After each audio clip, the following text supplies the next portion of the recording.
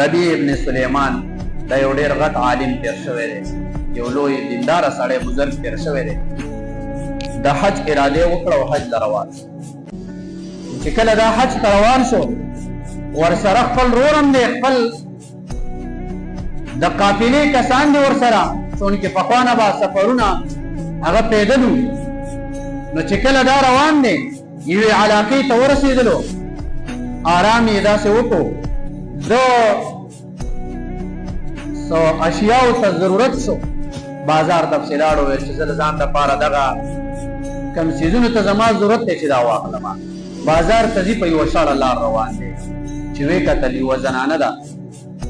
یو مردار زناور او مردار قچر ته هغه زنانه ناسته ده او چوکۍ ورسره د غوښې ترې راپرې کوي او خوا کې ټوکرۍ پرته ده، هغه ته یې وراچي. دا ورته داسې ودرېدو چې دا زنانه به په دې مردارو غوښو باندې څه کوي. چې کله هغه زنانه هغه غوښې د هغه مردار قچر او زناور نه راکټ کړي او د هغې ټوکرۍ ته ور واچېدې، په سر یې کړه او روانه دا پسې روان خپل کار یې پرېښود روان. هغه کور ته ورسېدله، خپله دروازه یې خلاصه کړه، ورننوتله. دا پرې دروازه کې داسې ګوري 4 ماشومانې جینکۍ چې د دغه زنانه لوریانې وې، هغو رامنډې کړې، د خپل مور نه زر زره ټوکرۍ واخیستله او ورته وایي زما بچو د خوراک څښاک بندوبست مې درله وکړو، اوس مه خفه کېږئ، ما ته پته ده چې د 4 ورځو نه تاسو هم څه نه دي خوړلي او ما هم څه نه دي خوړلي، خو موږ ته تازه غوښه میلاو شوه. لوریانو ته دا ونه ویل چې دا مې د قچر یا د دغې مردار زناور غوښه راوړې ده، بچو دا به پخه کړو او په ماړه کې یې ډبیانېدو. چې کله کټوۍ ته ور واچېده او پخه شوه او دوی راغستله او خوړې، ربیع ابن سلیمان رحمه الله ته آواز وکړو، د الله بندې ګورې خیال کوه مرداره ده چې به دې بچو دې ونه خورې، ته څوک یې چې تا ماته دا غږ وکړو؟ ښه، زه ربیع ابن سلیمان یم. ربیع ابن سلیمان یم، ما د حج اراده کړې وه، زه تلم بازار ته، خو ته مې په دې حالت ولیدلې، په تا پسې راغلم، ولې دا مرداره خورې؟ ولې تا ته پته نشته دا مرداره حرامه ده؟ هغه ورته وایي تا ته پته شته، زما خاوندو څه موده مخکې هغه وفات شوی دی، زه کونډ او دا بچیان لوریانې دا مې یتیمانې پاتې شوي، زما څوک نشته دی چې خیر خبرې مې واخلي،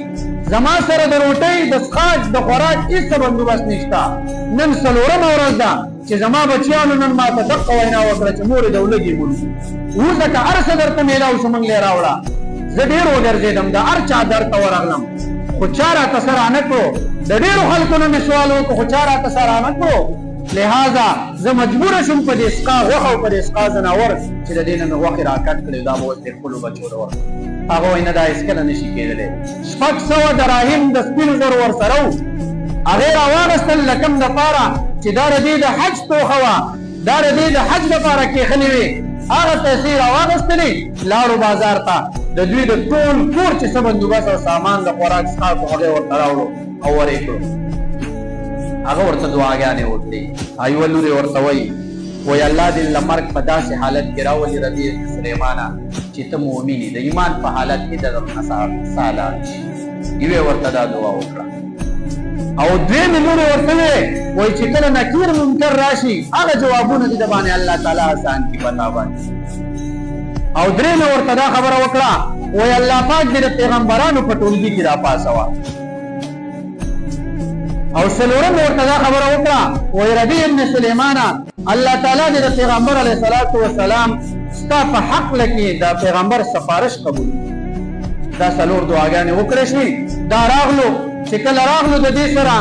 د حج د تلو خرچه نشته، قافلې والا ته ویله که تاسو ځئ زه به په دې کوفه کې پاتې شم، زه نه ځمه. په هغه ځای پاتې شو. او چې کله میاشتې تېرې شوې حاجیان را واپس شول، نو دا استقبال ته وروتو، ځکه خپل خپلوان یې په حج په قافله کې وو چې یاره کم از کم د حاجي سترګو ته م کتل، د هغې تندی ښکلول دا هم ثواب دی، دغه کار خو به وکړم، حج خو رانه پاتې شوی دی که نه، نور څه خو نشته. نو چې کله دا را حاجیانو مخې ته ورغلو، یو ته ویې هلکه حج دې مبارک شه، بل ته ویې هلکه حج دې مبارک شه، هغه وایي ستا هم دې مبارک شي. لکه ما حج کله کړی دی چې ما له مبارکي راکوئ، زما څه خو داسې کاته شوې ده. لکه وایي دا څه ګپ لګې، دا ټوکه مسخره ولې کې، ولې ته زموږ سره د مینا په میدان باندې نه پاتې شوې؟ هلته کې یو حاجي ورته ویې ولې ته زما سره د عرفات په ډیرۍ کې زما په خوا کې نه وې ولا؟ لکه ځکه نه ولاړو ما تر دې چې خپل رور یې راغلو هغه هم ورته وویل او ته زموږ سره هلته وي تا حج کړی ښه ده نه منله یو سړی راغلو او ورته ویلو وایي تا حج کړی دی او نښه یې دا ده چې کله د پیغمبر علیه صلات وسلام د روضې خوا ته ځو نو ته هم ولاړ وې ما په نبي علیه سلام باندې سلام کوو نو تا هم پرې سلام وکړو ګاڼه ډېره زیاته وه ستا په لاس کې یوه تیلۍ وه او دا تیلۍ دې ما ته راکړې امانت ته ور دا امانت دې واخله ربیع ابن سلیمان حیران شو تیلۍ د کوم طرفه ما تعالی ته درکړې نو چې کله راغلو او وده شو شپه شوه نبی علیه الصلاة والسلام سردار دو جهان ورته په خوب کې راغلو او ورته په مسکا شو په خندا شو ورته ویل ربیع ابن سلیمانه تعجب کې له دې خبرې نه چې ما حج نه دی کړی د دې خبرې زه به وایم چې ستا حج شوی دی نبی علیه الصلاة والسلام د الله رسوله څنګه شوی دی ښه واوره تا چې کله د حج پیسې راواغېستلې او تا هغې کونډې زنانه ته ورکړه یاد ساته دغه کونډه زنانه زما د خاندان سیده زنانه وه دغه زنانه ته هیڅ چا څه نه ورکول او تا ورته د خپل حج روپۍ ورکړې د هغه د بچو خیال دې وساتو د هغې خیال دې وساتو په هغه باندې یو ستا د وجې نه او ستا د پیسو د وجې نه ښې ورځې شپې راغلې لہذا الله تعالی ته ستا د عمل ډېر خوښ راغلو ستا په شکل کې الله تعالی یو فرشته وګرځوله او فرشتې ته حکم شوی دی چې ای فرشتې ته به د ورځ د قیامته پورې حجونه کوې او ثواب به ربیع ابن سلیمان ته رسي ثواب به چا ته رسي ربیع ابن سلیمان علما د دې خبرې نه یو مسله راوباسي او هغه دا ده چې په چا باندې حج فرض دی او دا انسان حج ته نه ځي څه ته نه ځي حج ته نه ځي نبی علیه الصلاة والسلام فرمایي وایي په کوم سړي باندې چې حج فرض شو طاقت یې شته دی چې دا حج وکړي او دا نه ځي نبی علیه الصلاة والسلام فرمایي الله تعالی ته د دې خبرې هېڅ پروا نشته دی چې دا سړی د یهودي مړ شي یا د نصراني مړ شي هېڅ پروا یې نه کوي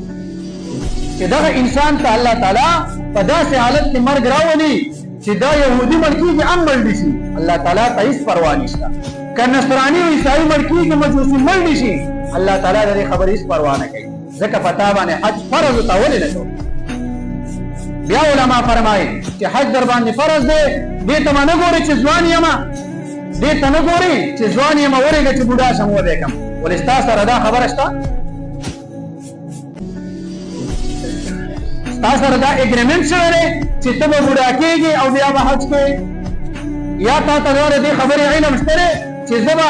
د نوجوانۍ نه مخکې ځم او زه به بوډاتوب ته رسم نه نو علما فرمایي چې فرض حج دا به نه پرېږدئ چې پیسې در سره راشي که نوجوانې او که درمیانۍ او که بوډای او که زنانۍ ته به حج کې او یاد ساتئ اخیری مسله کومه دا کوم په باره کې مې چې دا واقعه وویله دا ربیع ابن سلیمان چې دا خپل حج خریخې وګوره یاد ساتئ دا نفلي حج فرض حج به نه پرېږدي د داسې خبراتو دا نفلي حج و نو علما فرمایي چې داسې خلک چې هغه د ځانه حاجي خامار ساز کړی حاجي خامار د حجونو خاماري خامار بس هر ټیم کې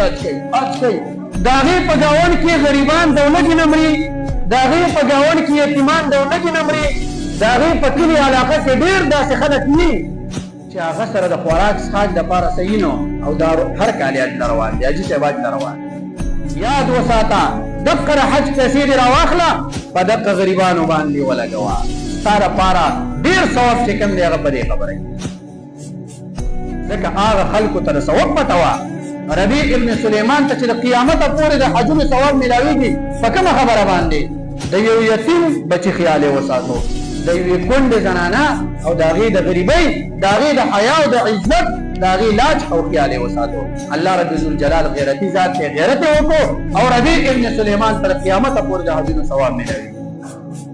الله رب ذوالجلال دې په دې خبرو اول ماته یا موږ ټولو مسلمانان ته معمول کولو توفیق آسان کړي الله رب ذوالجلال زموږ نه راضي شه داسې راضي شه بیا ناراضه مه شي زموږ د ټولو ګناهونو باندې د عفو قلم راکړي دې حاضره مجمع کې چې څوک هم بیماران دي خپل بیماران دي د چاپونو بیماران شفای کامله دې مستری نصیب کړه الله څومره مسلمانان شرعي حوایج لري ټول غیب صداقت پوره کړه څه مشکلات مصیبتونه یې ختم کړه الله تعالی ته زموږ نه راضي شه د پیغمبر علیه الصلاة والسلام مبارک سره جاری ساری کړه